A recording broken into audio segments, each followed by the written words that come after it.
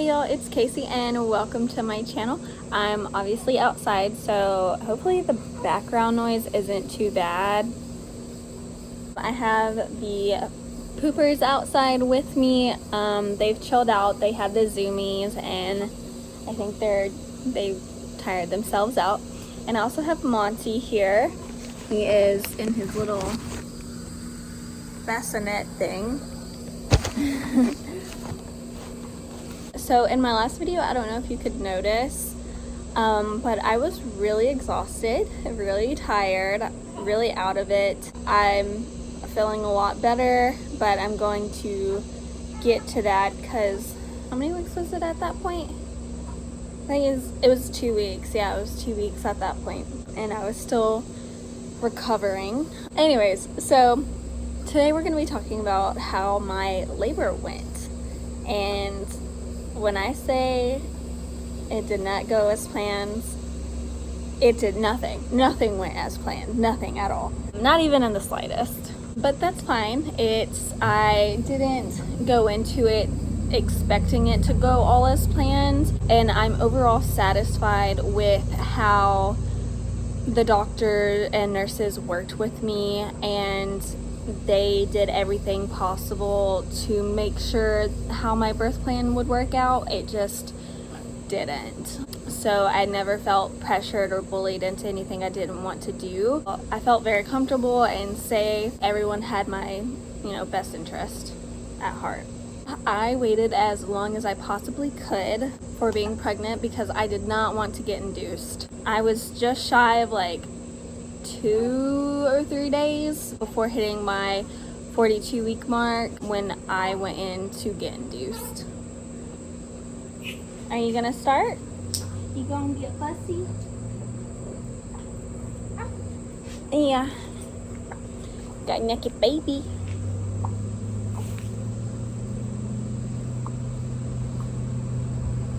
So he's currently a month and 2 weeks. Yeah, I think a month and 2 weeks. I have no idea what's today. 14th, yeah, a month and 2 weeks. We went in May 31st at 5:30 in the morning to get induced, and I did not know I was going to be going in that early until 5 p.m. the day before. It was, what day was it? It was a holiday and Labor Day? I don't know. I don't remember what day it was. But yeah, so we went in that Tuesday. And when we got there, we were immediately sent up and filled out some paperwork, and I was put into a room. First thing they did was they had to run a test after I got hooked up to the monitors and everything. They did a test to see if I had preeclampsia, which is high blood pressure, and the monitor was showing everything was fine. So I don't know why. Maybe it's just something they do, but they had to have a P test, and it came out inconclusive or something. And so they had to do a more invasive test, which involved a catheter going in and out just real quick. But that test showed that I did have preeclampsia, which is high blood pressure and a risk of stroke. Even though the monitors were showing that I was fine and everything was good. And preeclampsia usually starts at the 20-week mark of pregnancy, but I hadn't had any issues with my blood pressure. Oh my goodness. Oh my goodness. Yeah, look at that chubby face. Look at that chubby face.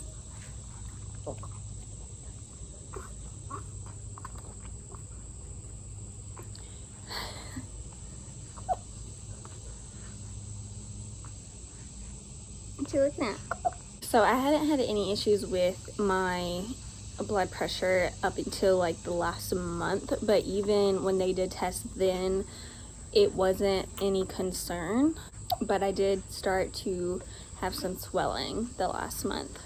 When we found out that I had preeclampsia, they put me on a IV drip that had magnesium in it, which keeps blood pressure under control, and that was immediately what messed up my birth plan. When they do that, they have to put you on a catheter because you're not supposed to be up and moving around because you get woozy and like kind of just out of it when you are on magnesium. And that's what happened. I was very sleepy. I wouldn't say I was like, I feel like if I were to walk around, I would have been fine just with some like guidance, some help, but I was stuck to the bed.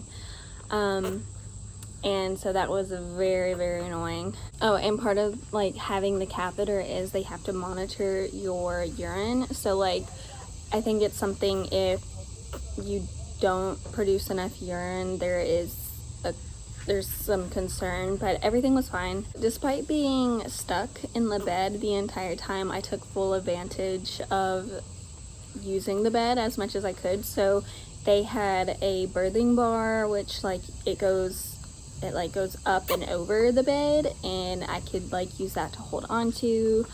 I was being flipped around like on my stomach, butt in the air, like on my side. I was using a peanut ball. I was doing anything and everything I could possibly do in the bed to help get my baby out of me. And my doula was helping me so much with that and helping me get into those positions, as well as the nurses. And this is kind of where things get blurry because of the magnesium, how it just made me loopy. So a lot of things are blurry. So they did give me, it was about 7 a.m. when they brought me my first dose of, I think it's Cervidil, I don't remember. It starts with a C, but it's not Pitocin, which is what they normally give you to induce you. This drug it's a softer approach to inducing, and it goes in 3 doses, and it's like 4 hours apart. I think I might have that confused. Maybe it's 4 doses, 3 hours apart. It's something like that. But normally they said that the first dose doesn't work. It's the second dose that is what like kickstarts your contractions. But the first pill I took, I immediately started having contractions, which just felt like Braxton Hicks contractions. Like they weren't painful, but they started becoming consistent. But I don't exactly remember when it started being painful. I don't know if I had taken all of the doses or what, but I do know I got up to about 4 or 5 centimeters dilated. Something that I didn't know in the process is that when you are induced, that helps like you go into labor. Magnesium actually slows down the process of the drug of like Pitocin and Cervidil. They were working against each other is what I'm saying, which cool. Look at that face. Look at that face. Are you milk junk? Here we go. There we go. About 11 that night, my water broke. The timing is off. Remember, this is like, it's pretty blurry. You remember my doula was on one side of me and my mom was on the other side. And I think I was laying on my side, or I was in the process of moving. I was having a contraction and it broke. And it was like, if I would have been standing up, it would have been like how dramatic.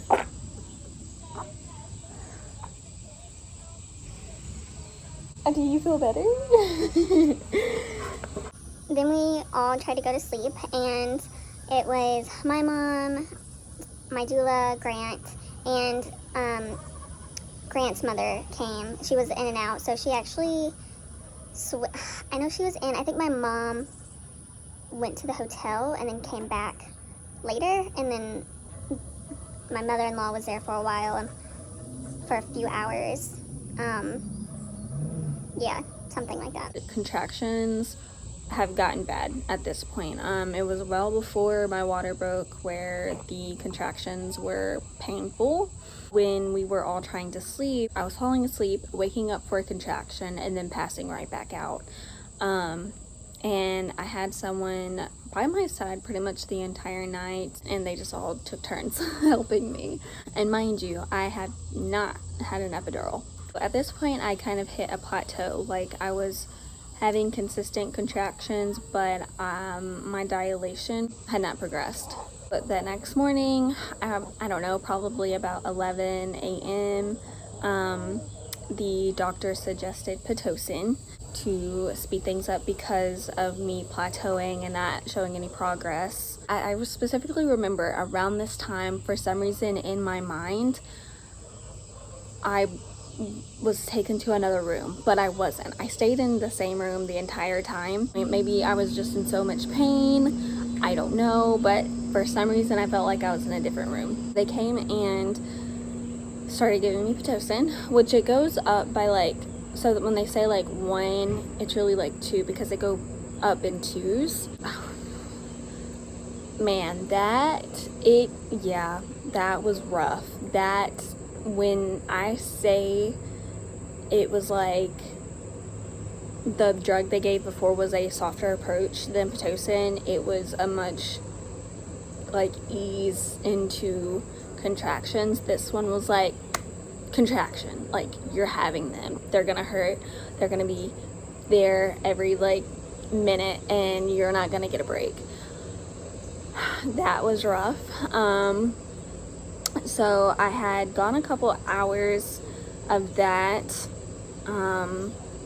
with Pitocin, still no epidural, and I think I was like I went to like a 6 to a 7 centimeter dilation. So I think it was about 3 p.m. is when Grant was talking me into getting an epidural, because at this point it had been over 24 hours, or about like around 30 hours of me being in labor with no epidural.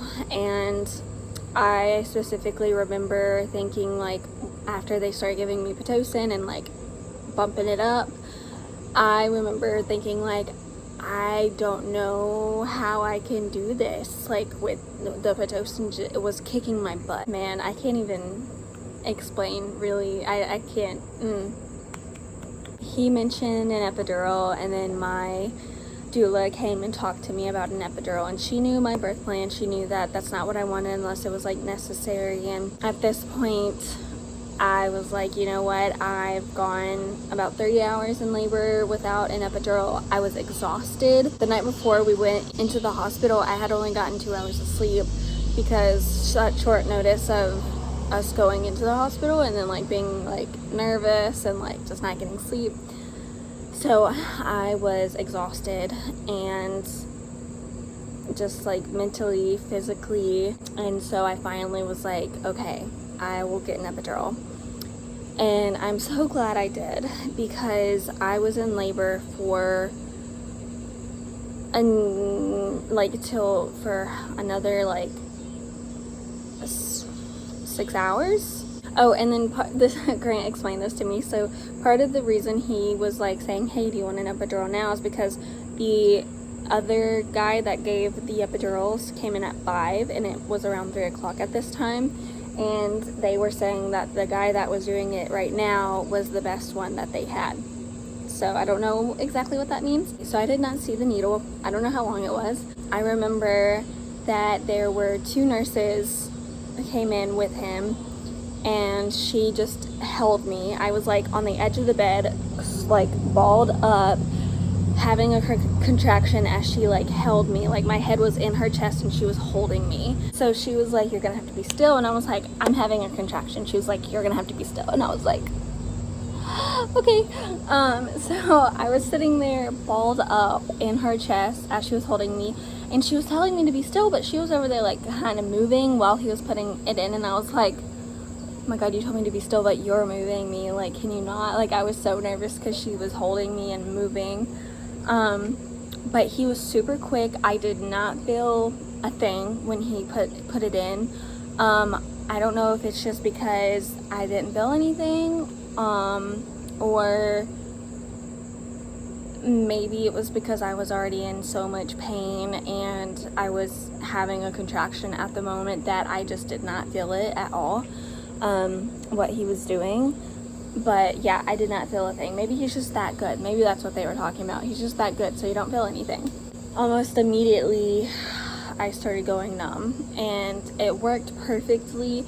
It did take more to my left side than my right, but I still couldn't feel anything. Or I could probably feel just a teeny tiny bit on my right side compared to my left side. Left side, nothing. So at this point, they were fully ramped up the Pitocin.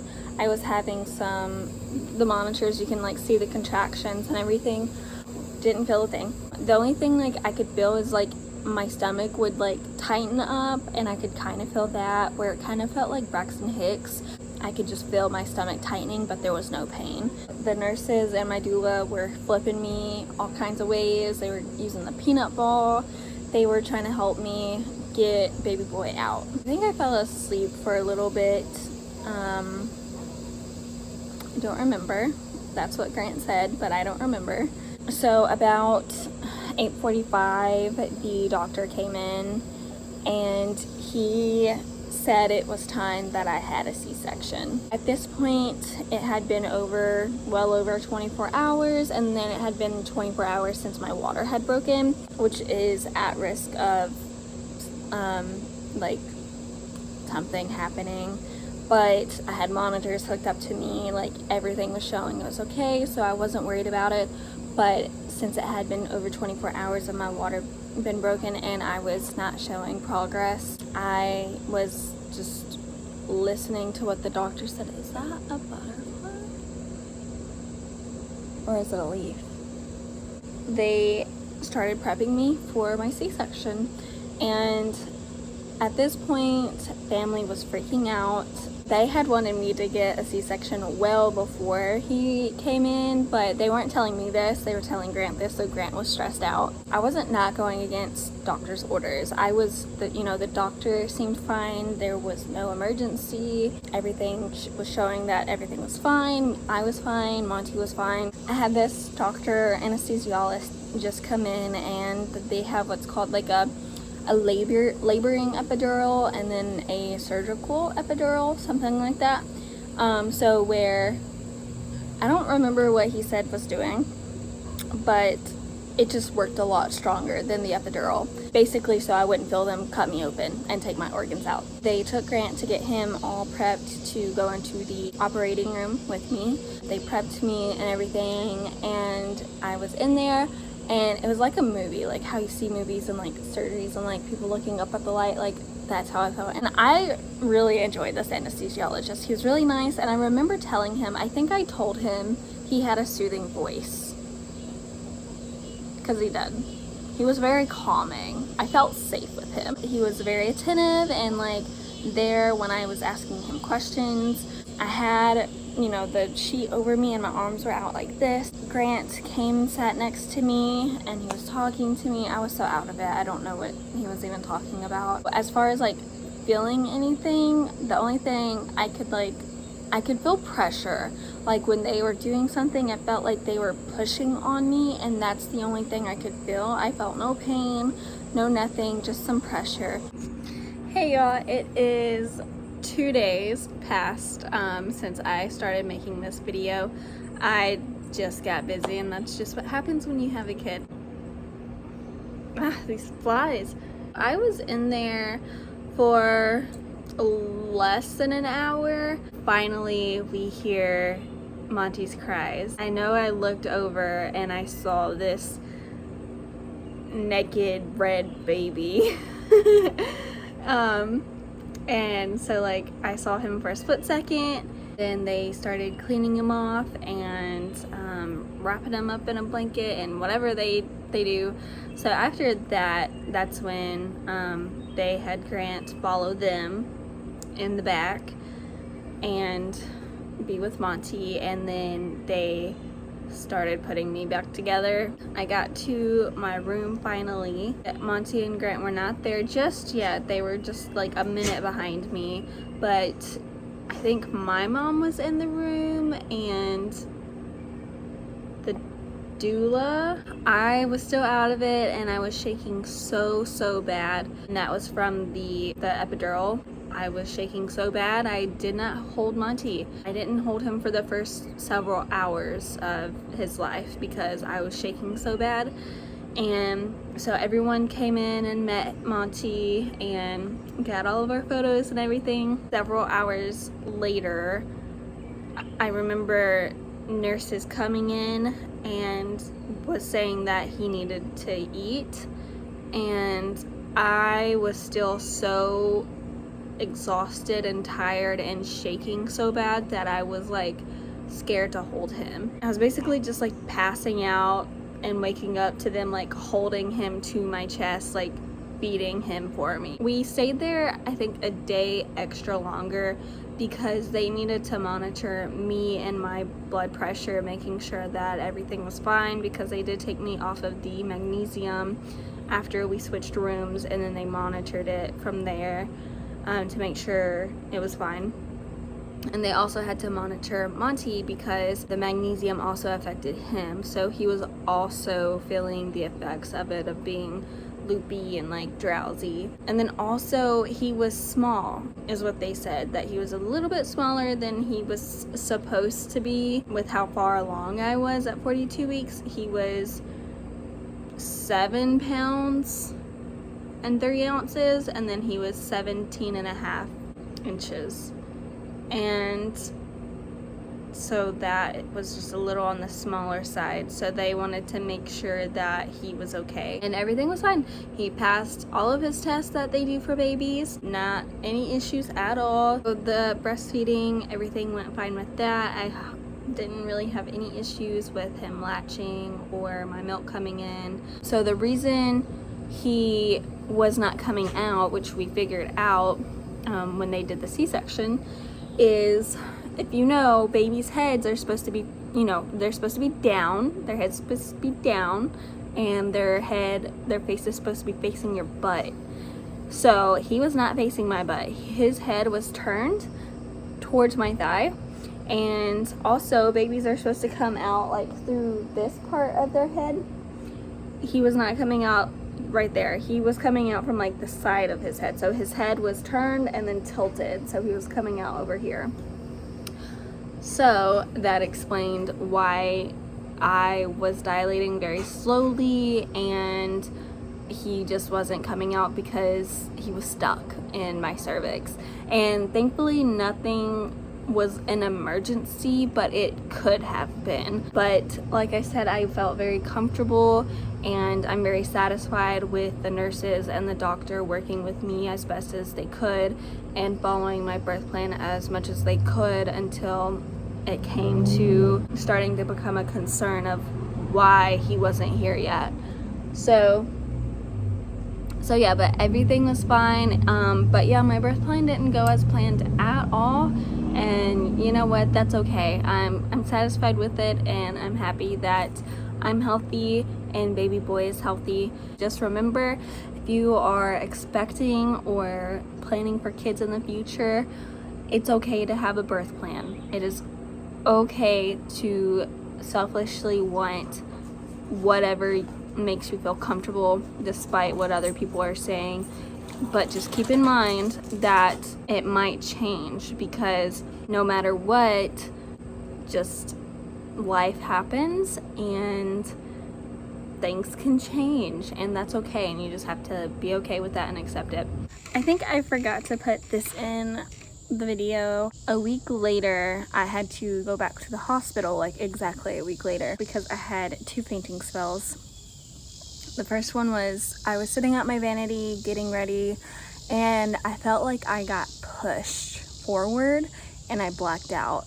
And it was only for a split second because I caught myself before I hit my head, but I blacked out.